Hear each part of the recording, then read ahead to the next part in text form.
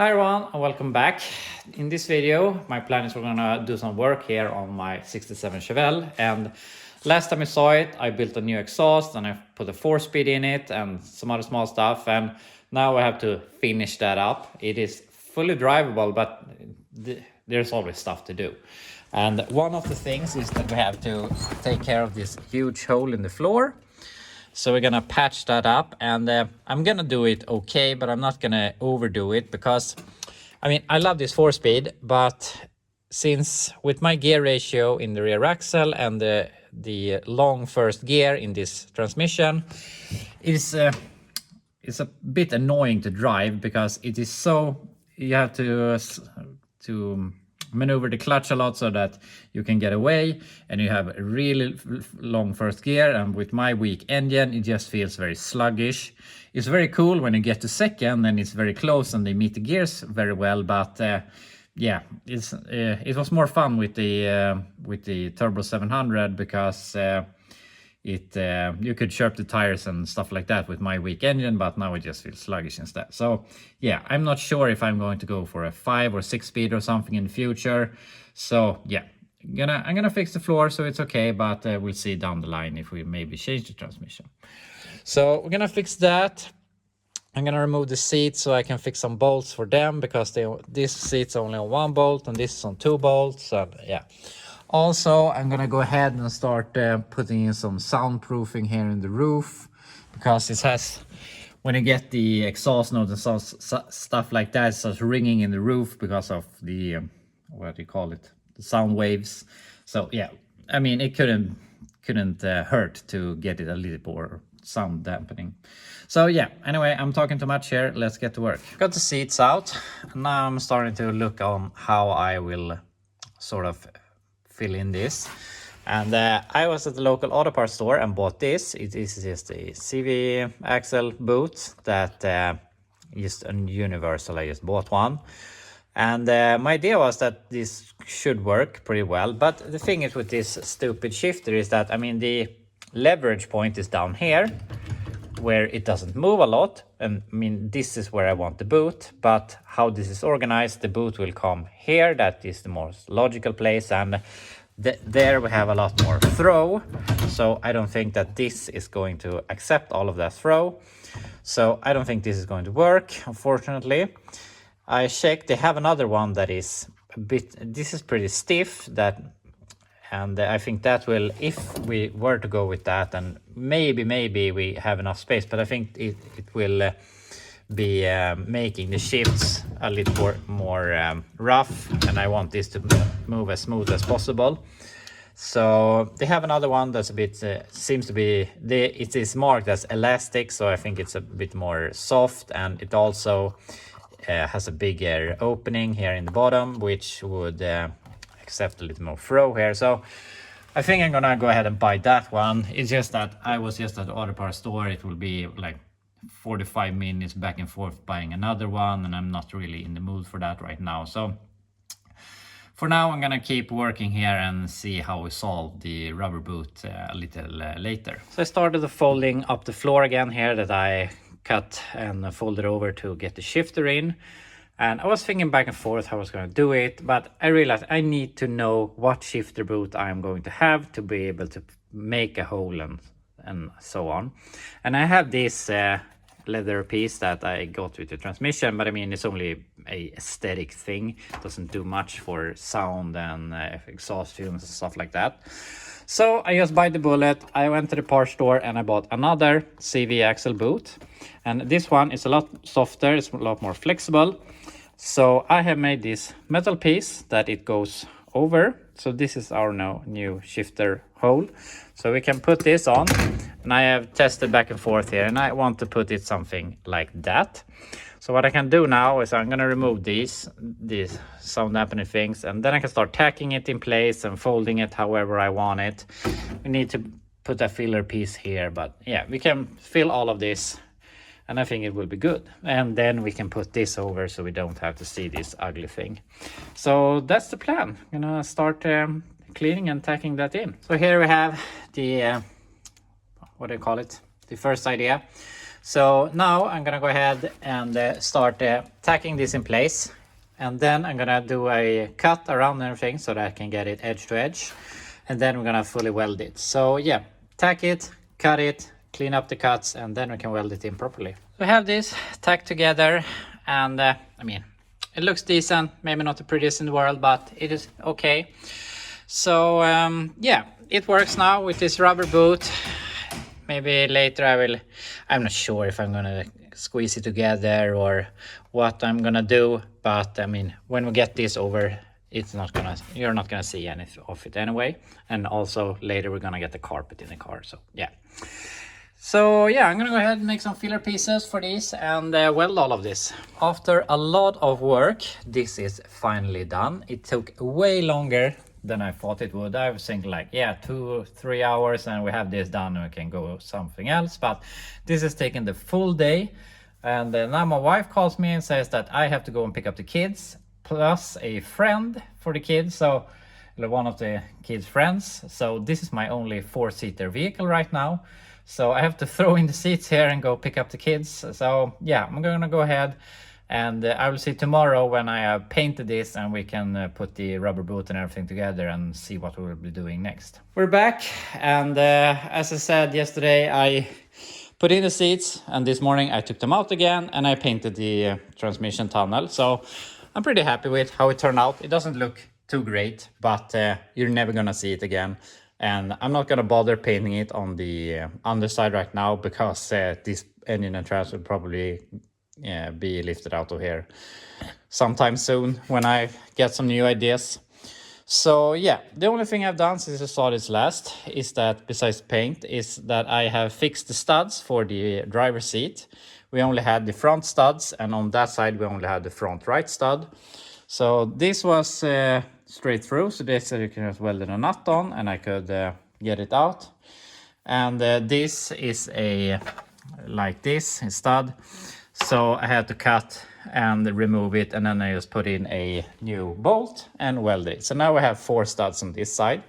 So now I'm gonna go ahead and do the same thing on this side, because this one is broken also.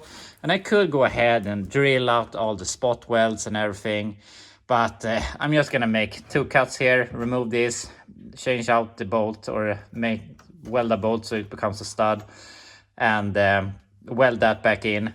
And here I'm gonna do the same thing I did around, so I just make some cuts so I can remove this and just put in a bolt and weld it. And this I can hopefully do the same thing on the other side, weld a nut, remove it, and thread a bolt in from the underside. And a lot of my Swedish viewers are just telling me every time I work on something, repair the rust, repair the rust, repair the rust. And I hear people, but rust couldn't bother me less. If I need to fix it to pass inspection, yes, I do it. But other than that, I don't enjoy a car or a truck more because it is rust-free or whatever.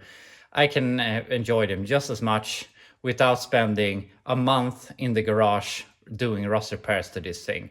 Because this thing is really rough, but it is just usable as it is, and I don't really see the point, because this floor we have rust holes here. I know it's thin over there, it's thin here it's bad. So I mean, it's bad a little bit all over. So we would need to replace the whole floor, and when we get back here, yeah, we need to replace the trunk floor. So I'm not going to enjoy this more just because I spend a lot of time repairing the rust. So I'm just gonna drive it. So I'm gonna go ahead, and when we're done with this, I'm just gonna go in and put the new carpet that I have, and it will look nice to drive in this summer.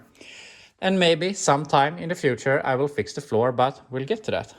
So anyway, I'm gonna go ahead, fix the studs, and then we can move on to fixing some other stuff. So here I have the idea. Got a new bolt tacked in place there, so I'm gonna fully weld that.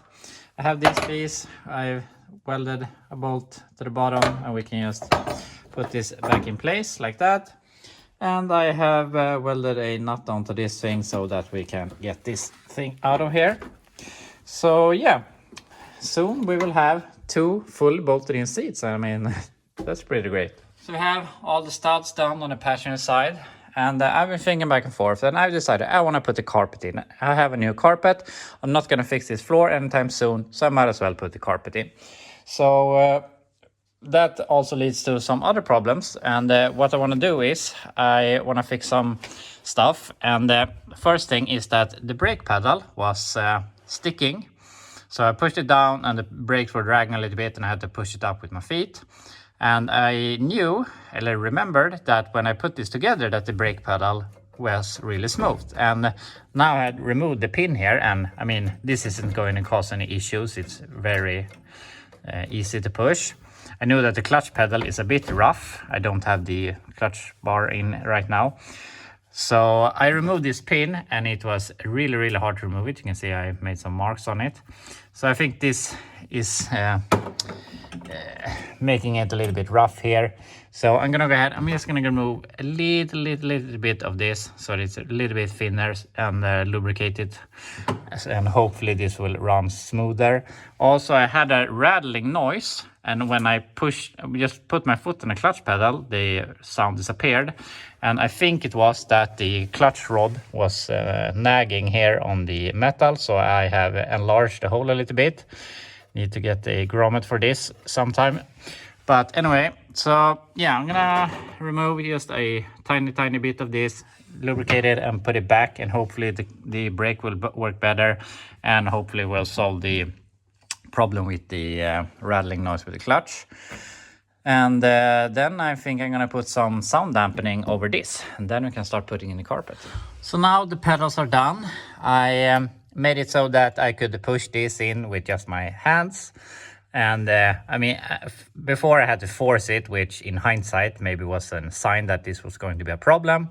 But the weird thing is that if I put this only through the brake bracket, it goes freely. And if I only put it in the brake pedal, it goes freely. But as soon as I put it through all of it, it started to bind up. So I'm not sure if the hole in the brake pedal is drilled or a little bit crooked, and that's the problem. But I have done some filing in all of the stuff and on the pin and everything. So now I think that this is going to work good. Also, I made a very simple little tab here to prevent the clutch pedal from moving too far up. Because, I mean, if you were doing like this and you slipped off, maybe the brake pedal would have flown up here and the rod down under would have fallen to the ground. And the next time you want to clutch, you don't have any clutch. So yeah, just a simple bracket. I might cut off a little bit more to make it a little bit, but if you do it like this, a normal release, you have a little bit of space there. So anyway, the pedals are done. So now I want to start looking here on the interior. So I'm gonna go ahead, remove the back seat. I'm gonna put some sound deadening on the transmission tunnel. And then I'm gonna scuff off this a little bit and maybe just do some rattle cam black so that I can put some sound insulation here. And then I'm gonna buy some fabric and put on this some simple universal fabric. So yeah, let's keep on working with this. Here we have the whole interior out, and we're going to get to the carpet. But one thing that is a problem with this is that whenever I have the windows rolled down, I get exhaust fumes in the car. And now I have just built a new exhaust that I very much believe is not leaking all the way back, and it goes out at the rear bumper. And before, my exhaust was going out here, and I thought that, yeah, okay, you pull down the window and you get in through the window some way. But obviously that wasn't the problem. So, I mean, I don't really see where the exhaust can come this way. So I'm assuming when you're pulling down the window, maybe the air is pulled out through the window and you get it somewhere like from the rear sucking in. I'm not sure. But my trunk lid is very much not sealing, because the whole lip here is totally rusted, so you can put a rubber seal in. So I might try some universal rubber to try and fix that. But what I want to do now is that I want to make a wall here, not only because for exhaust fumes, but also to make it a little more quiet in here, a little nicer to ride. And So the idea here is I'm gonna take some of this material and I'm gonna make a piece here. I restored a 68 Charger a while back and it had an original piece here.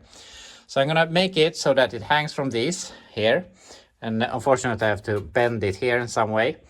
But then I'm gonna cover it in sound insulation, the stuff that those that build car audio uses.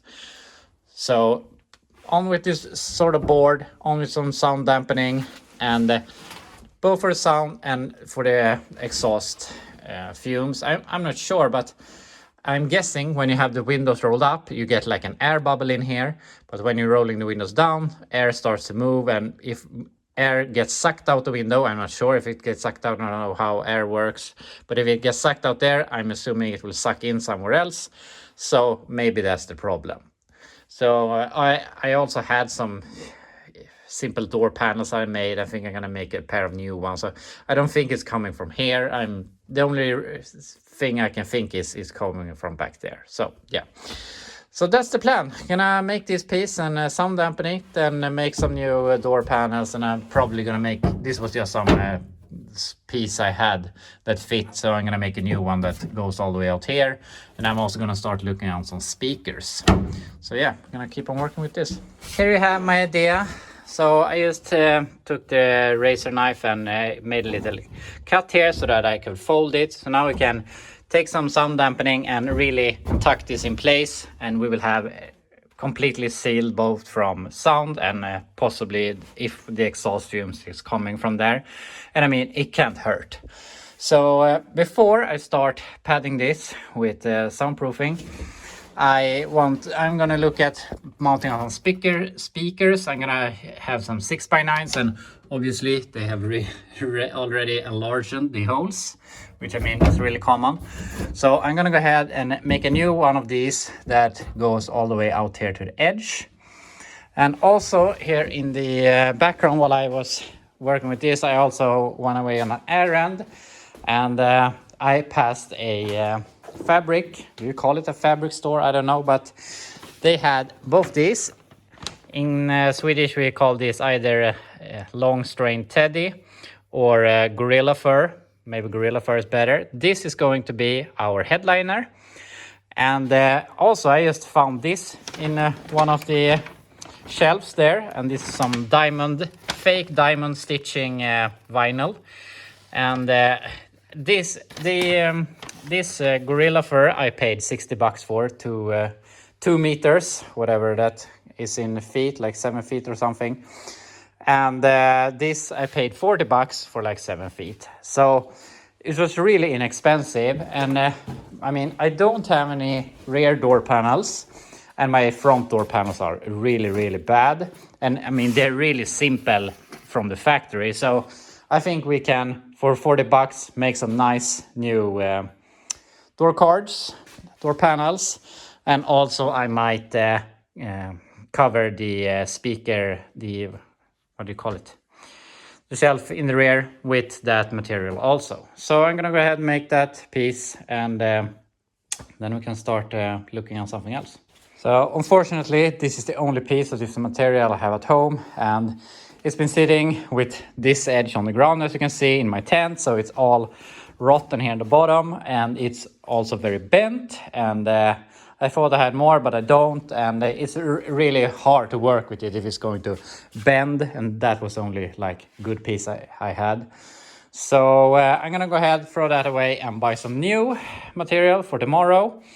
But for now, I'm gonna go ahead and sand down the inside of the roof. It's gonna go with this little pad, and so that I can get the worst off. Then we can just rattle can some color on it or some paint, so that hopefully I can put these up tomorrow and they will stick. I mean, they have some tape on it, so I think they're going to stick. Then that will fill up this gap, so that then we can take the other fabric and it will be pretty smooth. But with this long hair, it's not gonna see anything anyway. So yeah, I'm gonna go ahead and sand this. Got some paint on that, just a thin coat, so in hopes that the soundproofing will stick to it. So I'm gonna let that dry, and I will be back tomorrow. We're back. It's Friday, and on Fridays I want to be done with the project I am doing, but this has gone a little overboard with considering what I was thinking I was going to do. I was just going to fix the floor and fix a rubber boot to the transmission, to the shifter, but now we're doing an interior. But yeah, we just have to work some more days next week, and I think in the end it will be a lot nicer to drive this car. So anyway, I when I picked up a new piece of this, I'm not sure what you call it in English, but just a thin wood board, so that we can make a new piece here for the speakers and some door cards and maybe some other pieces. I don't know. So we have that, but before I start working, I just want to show you. Yesterday I sold my 2007 2500 Suburban because I really felt that I needed the money more than I needed the truck. And I got some money for it, and I also got this 2003 Suburban 1500. Nothing special, got a 5.3 in it, got a 4L60 that slips between second and third gear, which I mean it's really common for a 4L60 and a 700. So it's a really, I want to call it a really nice car. Of course, it has rust. I mean, I live in Sweden. We don't have rust-free cars unless they are new. So for being in Sweden, this is a pretty nice truck. So anyway, got some small rust issues, but it's really nice interior and stuff like that. So it's a nice truck besides the transmission. It's not worth fixing the transmission. It would cost me like $1,500. This truck as it sits maybe around $2,500, $3,000. And if it was working, it would be like $4,500. So it's not worth the work to fix it. So my idea right now is either I'm going to try and sell it, and in my ad I'm also gonna say that I can trade it for something. So we'll see if we can get some fun trade or something. I'm thinking for a very long time, want to make a sort of series where I'm trading up. So it was be fun to trade this for something, and we fix that car or truck, and then we trade that for something and go on and see where we end up. So we'll see if we get any trade for it. Otherwise, the money would just be nice right now. But if I don't get $2,500 for this, I am going to scrap it, take the engine and just put it on a pallet for now, and sometime in the future we will be doing an L swap. This is a flexi fuel, so I mean it's basically an LM7, but they have some other code when it's a flexi fuel, but it's a iron block 5.3 LS basically. So yeah, we'll see. It is not going to be a family member. It is either going to leave to the scrapyard without an engine or to another person. So yeah, anyway, now we're gonna stop talking and start working with, or continue working with the interior here on the Chevelle. So after a lot of work, I have the new, what do you call this? I can't figure out what this area is called. I know I have the word on my tongue, but I can't figure out right now. So anyway, we have this piece and the speakers in. Even though they had butchered this with some chisel or something, I had to remove some more. And as you see, some of them isn't even doesn't even have a hole to go through, but I will make some metal tabs here so that we can bolt them in. But yeah, you can see how rusty this car is. So we have those in place. So what I'm gonna go ahead and do now is I'm gonna put this in place over here, remove this, then I'm gonna put some dampening material over all of this, then we can upholster this or put on the vinyl that I bought, and then put in all of this, so this is done. So yeah, I'm gonna fix that. So here we have my idea, and this is probably overkill for this car, but I think this will especially be a lot more quiet. I mean, before we only have air passing through here, the only sound insulation is my rotted out seat, and now we have this. I think it's gonna keep a lot of sound in the trunk. And also, if the exhaust fumes is entering through the trunk, I don't know, it's just an idea, this will act like a shield for that. So yeah, it can't be any worse. I think it's gonna be a lot more quiet in here. And I also pulled it up here with the speakers. So yeah, I was planning to put in this now, cover it and put in the speakers and everything. But then I realized I am going to use some spray glue when I'm putting in the headliner, and to prevent getting spray glue in my speakers and the freshly covered board there, I mean, we could just put in the headliner first. So I'm gonna go ahead and work with the headliner. So here we have the roof done, and I'm really feeling I'm going a bit overboard with this, but I think it's gonna do quite a difference. And the reason I went with this particular is because now it's basically flat, these parts, so it will be easier to glue. And I have secured these, and I am leaving these in place because if I remove them, they are going to get lost if anyone wants to put in a original headliner, or if I want to do it in the future. So yeah, this is done, and it's easier to go overboard with this stuff, but I am convincing myself that the side pieces here will stick better to this with some glue on than with all the holes. So yeah, it is what it is. So yeah, I'm gonna go ahead and start gluing in this thing. Here we have it all done.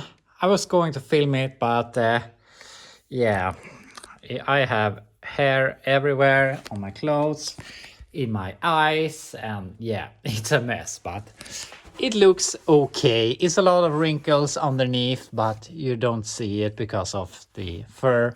I think it looks fun. So yeah, I'm gonna go ahead and have some lunch and let this air out a little bit, and then we can continue with the speaker board thing. I'm back, and the air has become a little bit better here. It smelled a lot of glue before, and it is sitting so far. And if you're thinking like, what the hell, why did I put this up on the in the roof? This is I'm not gonna say it's a common thing, but it's not super unusual to have that in your headliner here in Sweden. Most we have some, I've talked about it before, A-traktorer, EPA-traktorer, that, or A-tractor and EPA-tractor that we have. It was very popular to have that back in the 80s in the headliner.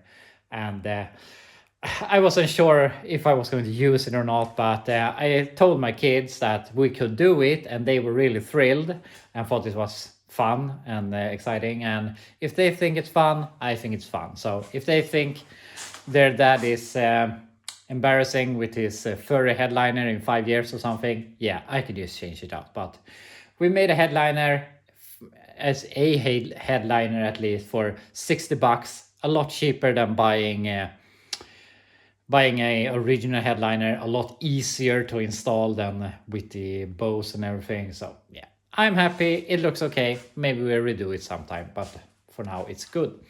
So now my plan is we're gonna cover this, the speaker board thing, in this I bought, and it's just fake stitching vinyl. And this piece was 40 bucks. So I mean, it doesn't matter if it doesn't work out. So we're just gonna glue it, fold it around the edge, and hopefully it works, because it's going to be stuck in between there. And since I got the sound proofing thing, it's a bit thicker now, so hopefully it works. But yeah, gonna see how this turns out.